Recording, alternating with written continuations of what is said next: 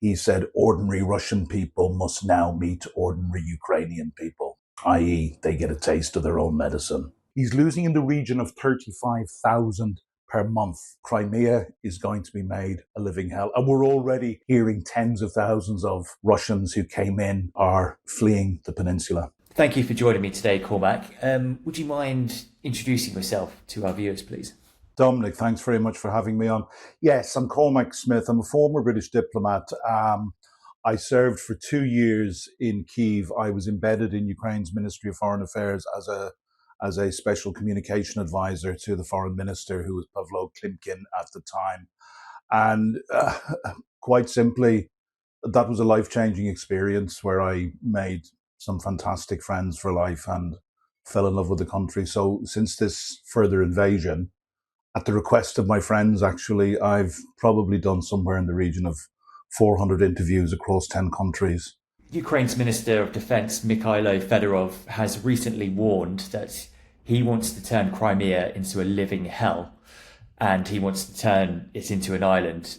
As we all know, it's a peninsula and it's being cut off at the minute through attacks. But what do you think he means by living hell? Well, Ukrainian friends and Ukrainian friends with serious connections have been telling me for some time there's a surprise coming for Crimea, and it may not be what everybody expects. The thing I'd say about Crimea, for most of the last 4.5 years, in fact, back to 2014, most people in the West have assumed that Crimea would always be a step too far. People have always talked about Crimea being existential for Russia. And I've been trying to tell people for the last 4.5 years, having lived among these people for 2 years, that Crimea is not a step too far, and Ukraine will eventually take Crimea back. There's no question about that. I think it was Zelensky who said about a year and a half ago, he said, this war began with Crimea and it will end with Crimea. It is absolutely existential for the Ukrainians. And what they're doing at the moment is they are effectively cutting off Crimea. The land bridge between Donbass and Crimea, the Russians are losing between 400 and 500 fuel trucks and other logistics trucks per day. Crimea is being made completely untenable and for quite some time, the Ukrainians have been preparing the ground for this by taking out air defense, which means that they can, once they take out the air defense, they can use their own long-range drones and also their own cruise missile, the Flamingo, which, it's interesting to reflect. This is a cruise missile which they have developed themselves, and we gave them Storm Shadow. But we always said that they couldn't strike behind enemy lines with Storm Shadow. Now, Storm Shadow has a range of 500 kilometers and a warhead of 0.5 ton. The Flamingo, which the Ukrainians themselves have developed, has a range of 3,000 kilometers and a warhead of over 1 ton, so twice the warhead that's carried by either the British Storm Shadow or the French Scalp, which is a similar piece of munition. But it's probably not as stealthy. So what they need to do, and they've been doing this for months and months and months, and I've discussed this with Philip Ingram, I think well known to viewers of the Sun's channel. I'm a good friend of mine, and I speak to Philip on Frontline a lot. And myself and Philip have been discussing how they're slowly but surely preparing the ground. So yes, Crimea is going to be made a living hell. And we're already hearing tens of thousands of Russians who came in are fleeing the peninsula. We're seeing reports that Russians or the Russian military are seizing motorbikes in Crimea because they sound like drones. And that seems to be a ruse to effectively steal them. How desperate are the Russians in Crimea now? Well, from everything I'm hearing, the Russians in Crimea are extremely desperate. There are massive fuel shortages. They are under constant attack from Ukrainian drones and, in some cases, Ukrainian cruise missiles.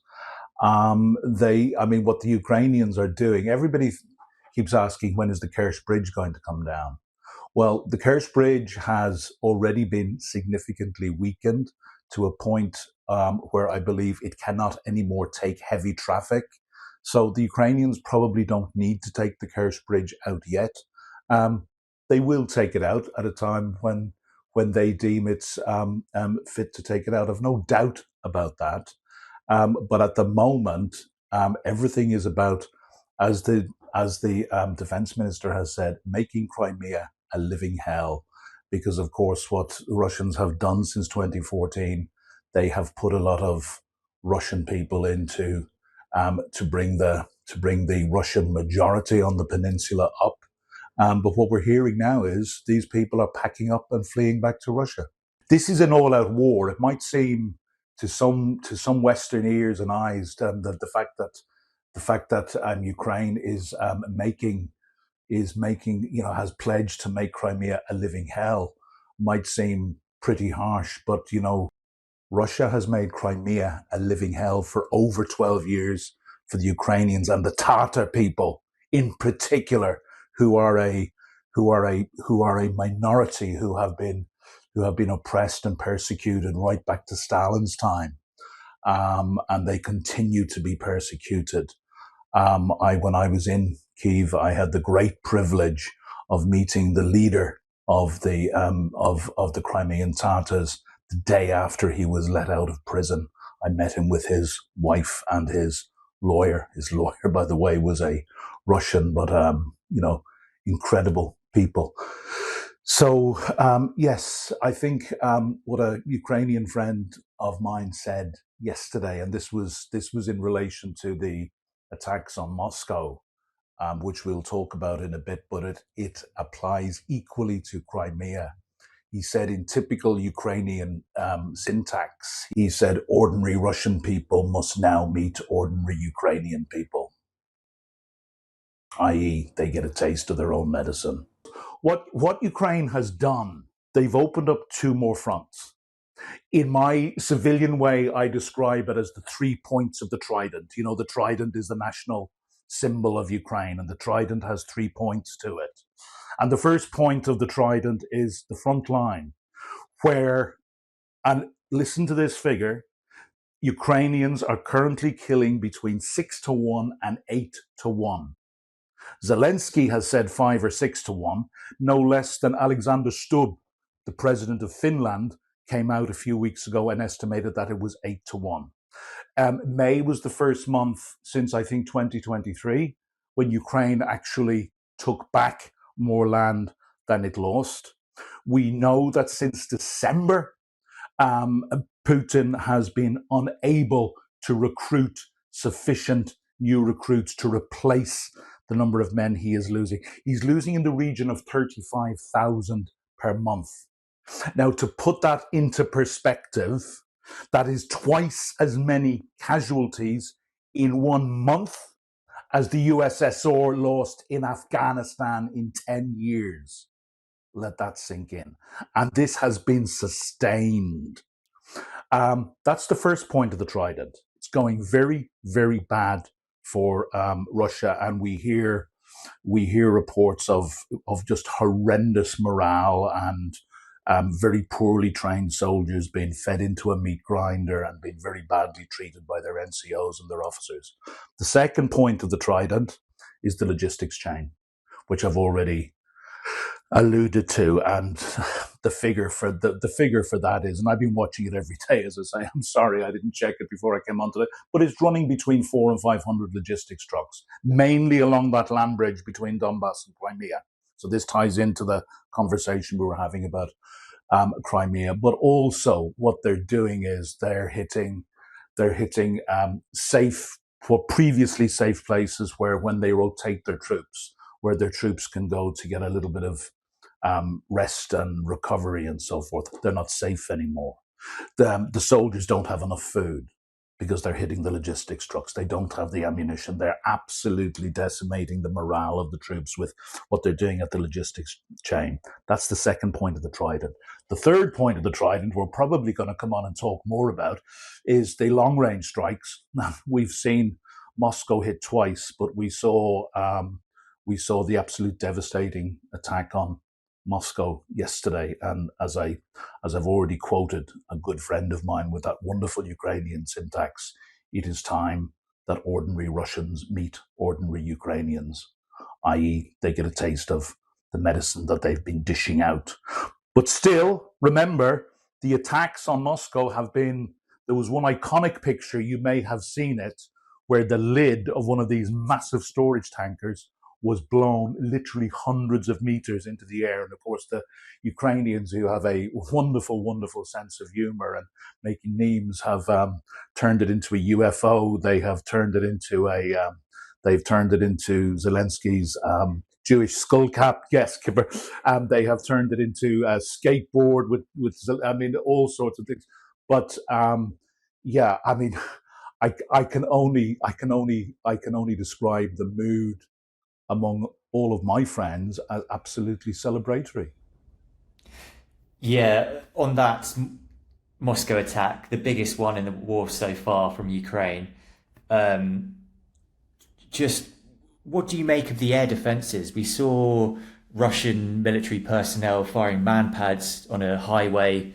Um, what's happened to the S-300 systems? Aren't they meant to be the best in the world? No, they're not, clearly. Look, again, reports I'm hearing is that the air defense has been absolutely chaotic. Ukraine struck Moscow with, I believe, over 1,000 drones and other missiles. Russia is claiming to have shot down less than 200.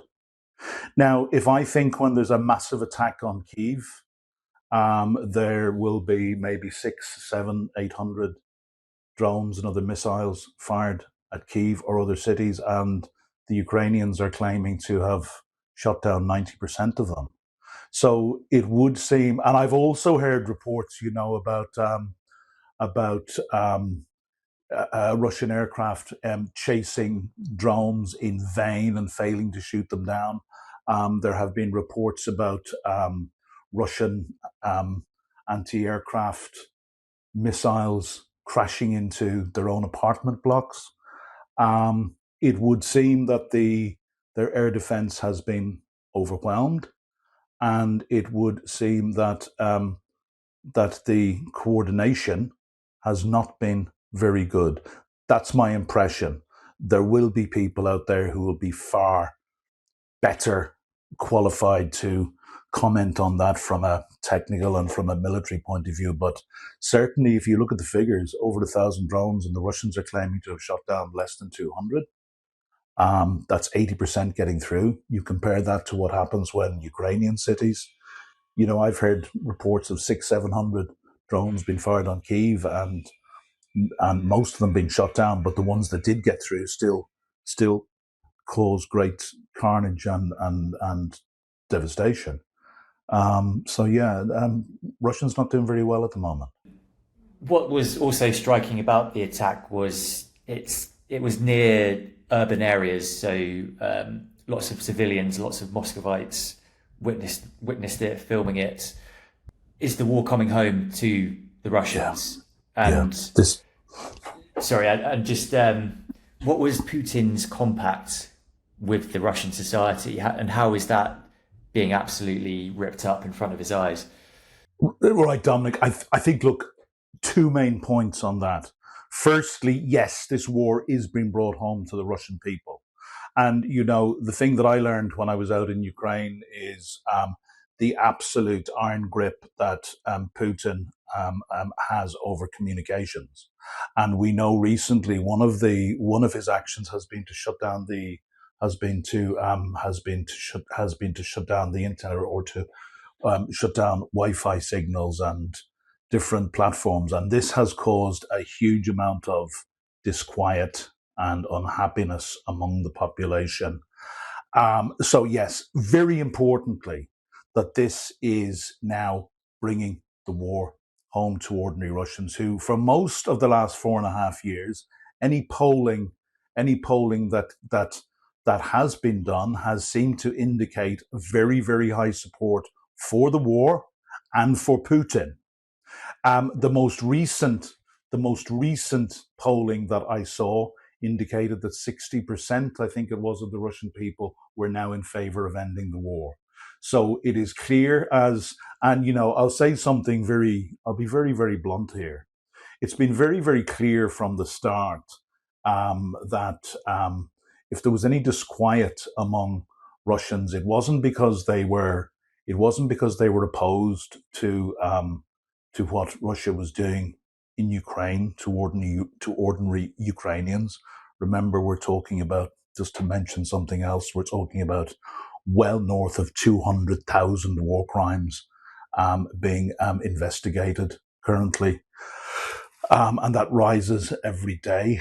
The Russian people have not shown, the vast majority of the Russian people have shown no inclination to care about that. They care when it starts to affect them.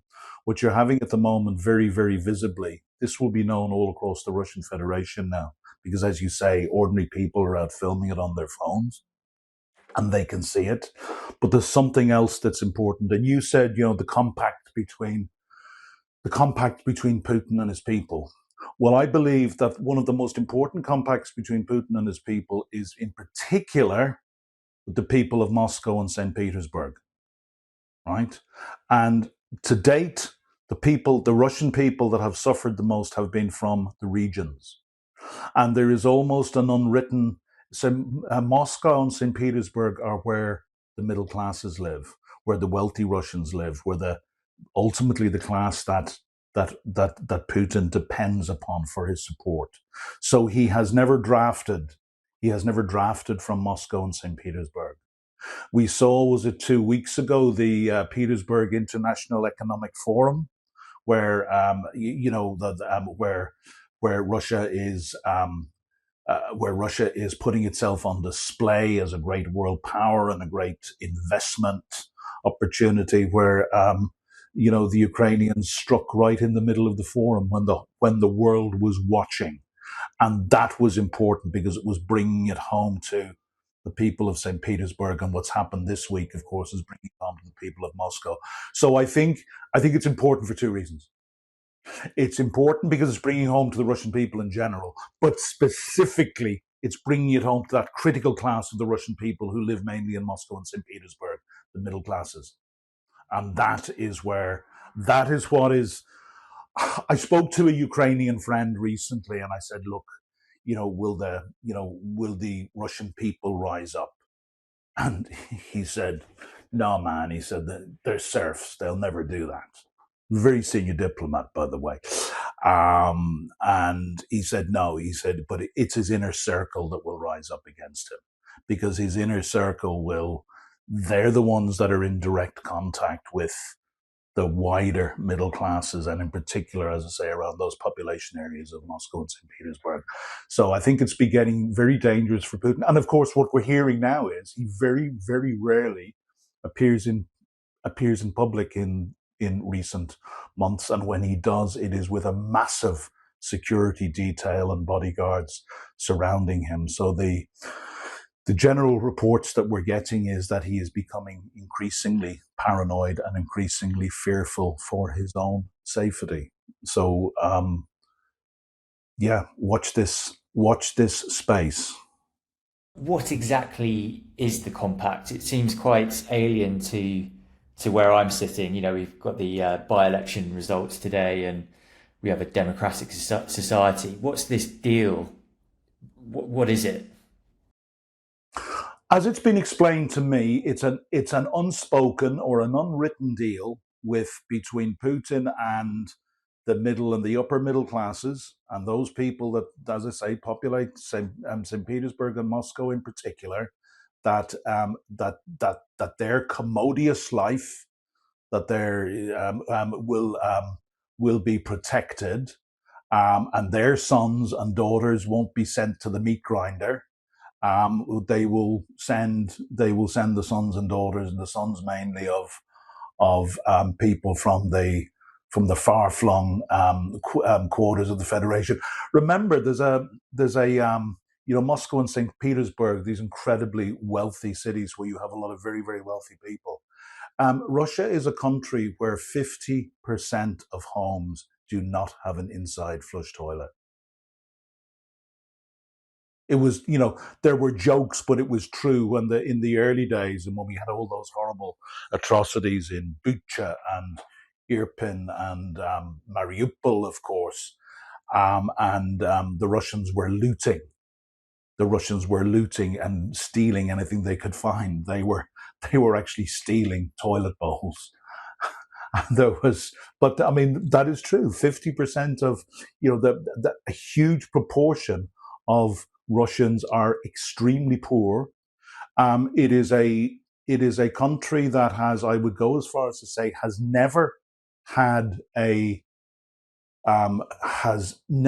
history or a tradition of seeking after freedom and democracy as we have in the UK, as we have in Ireland, and we fought against the Brits for 800 years. You've heard that story, right? And many other countries, and the great traditions of the French Revolution and the American War of Independence, and this always has freedom at the heart of it, right? And when I went to Ukraine, the thing that struck me most was everybody talked to me about freedom. And the Ukrainians understood in a way that most of us have forgotten. I had granduncles fought Hitler. I'm sure you did as well. They were Irish, but there was estimated 300,000 Irishmen, both from the island of Ireland and the diaspora, both in the UK and America, fought against Hitler in the Allied armies. But we have forgotten about it. And even the memory we have. When I went to Ukraine, I found these were people who had grown up with the horrors of the Soviet Union. And they finally got their freedom in 1991, but they still hadn't got the Russian boot off their neck. And they really, I always think of this great mural just on a building overlooking Maidan, which is the square in the middle of Kyiv, where the revolution was centered in 2013, 2014. And it's a chain breaking, and it simply says, "Freedom is my religion." And, when I met my minister for the first time, Pavlo Klimkin, and we had a meeting that went on for about 2 hours when I first sat down to meet him. And I remember I said to him towards the end of the meeting, I said, "There's one question I want to ask you that I ask every leader that I meet, whether it's a minister or a council leader or a chief executive that I've worked with over the years." And I said, "What do you want to be famous for, Minister?" Now, when I've asked people this before, some people have given me some boy's own or girl's own fantasy of how they want to see themselves, or some people don't feel comfortable answering it. And he just thought, and he said, "This is a very good question. I need to think about it." And he proceeded to talk to me about freedom for about 10 minutes and what it meant for him personally, what it meant for the Ukrainian people, what it meant from a government point of view at every angle. It was so thoughtful.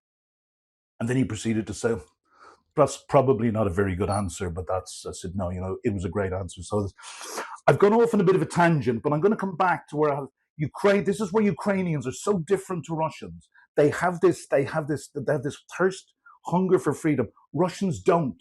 Russians throughout their history have thirsted after a strong leader.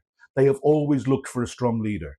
There is very, very little tradition in Russia, and I would say it does not exist today, for freedom and democracy.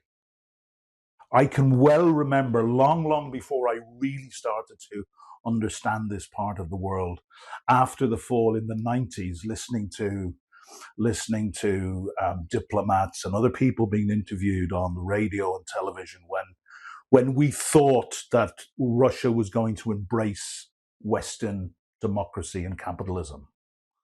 And I can well remember one interview of Russian MP, maybe, but it was a Russian person saying, "Look, you want to impose your Western ways on it. We're not interested. This is not right for Russia." And the Germans were more guilty than anyone. And Angela Merkel, and they had a policy called Wandel durch Handel, which in German translate to change through trade. And there was a belief that if we just traded with them and everything else, that they would see that our ways were better. And of course, it never happened. So I think that's and I've got a lot of confidence in saying this. The Russian people do not thirst after freedom and democracy in the way that you and I do, only most of us have actually forgotten what it's, we don't know the real value of it and the price of it. Ukrainians are people that I learned when I went out there in 2016. They knew the value of freedom. They knew the price of freedom. They had already proved since the war began in 2014 that they were willing to pay that price. And my God, how they have proven to the world for the last 4.5 years how they are willing to pay that price. We can learn a lot. You know, we talk about sometimes about our own, democracy being under pressure or whatever. We can learn an awful lot from Ukrainians. That, for me, is the fundamental thing. Russians do not thirst after freedom and democracy. They thirst after a strong leader. Ukrainians thirst after freedom and democracy.